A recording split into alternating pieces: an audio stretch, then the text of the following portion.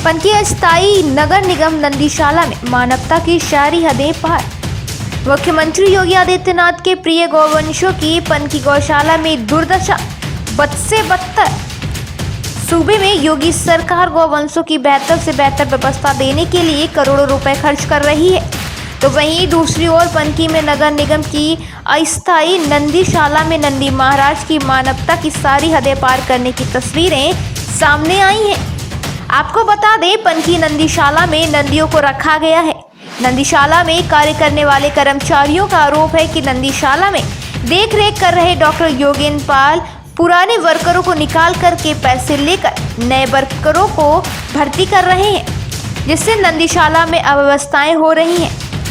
वहीं जब नंदीशाला में आई नगर निगम की गाड़ी को जब बजरंग दल के कार्यकर्ताओं ने रोका और देखा कि गाड़ी में 2 नंदियों के शव को गोबर से ढक कर ले जा रहा है।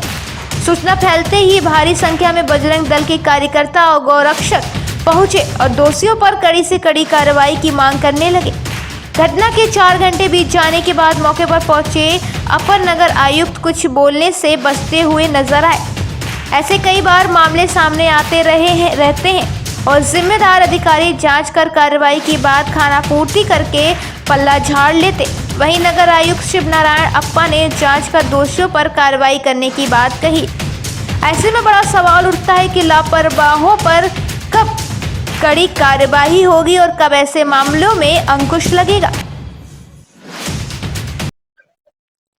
हाँ बताओ। तो हमारी बात तुम समझ पाए पूरी पहले?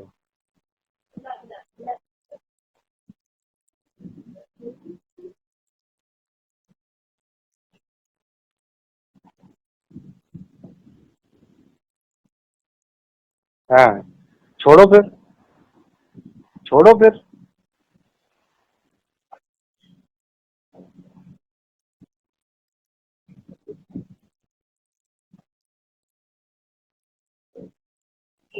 हाँ, तो देखो, पेमेंट वाला ना सिस्टम रखो, उसमें ये होता है ना कि फिर पेमेंट।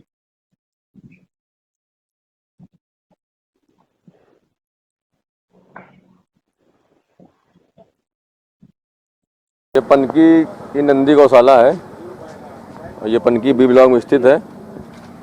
और यहाँ पर कुछ दिनों से शिकायत आ रही थी कि अनियमितताओं और अव्यवस्थाओं के कारण कई नंदी महाराज नित्य प्रतिदिन 2 या 3 मृत अवस्था में यहाँ से ले जाए जाते हैं और बड़ी बुरी स्थिति में ले जाए जाते हैं। पहले क्या होता था, कोई गाय वाय खत्म होती थी उसको ट्रक में तिरपाल डाल ले जाते थे। अब इन्होंने नया तरीका बता रहे हैं, कई महीनों चल रहा है, गोबर के अंदर गौवंश को ले आते ताकि कोई देख ना पाए, और ये कई समय से चल रहा है ताकि इनकी चोरी पकड़ी ना जाए। आज किस तरीके?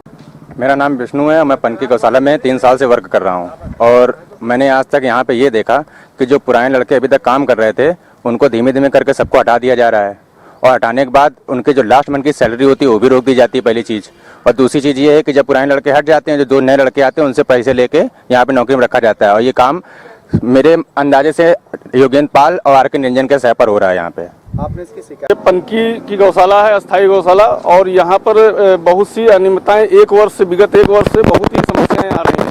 और जो गौवंश बीमार पड़ जाता है तो उनको जो है गोबर के अंदर दबा करके और मृत घोषित करके ले जाया जाता है, जो कि रास्ते में ही खत्म हो जाते हैं। कुछ कर्मचारियों की भी समस्या यहाँ पर चल रही है, जिनको 7,000 या जो भी वेतन सरकार के द्वारा या जिनके द्वारा भी दिया जा रहा है कंपनी के द्वारा, उनको इधर से कहीं दूसरे ट्रांसफर किया जा रहा है। इस कारण भी कुछ कमियां दिक्कतें सामने आ रही हैं।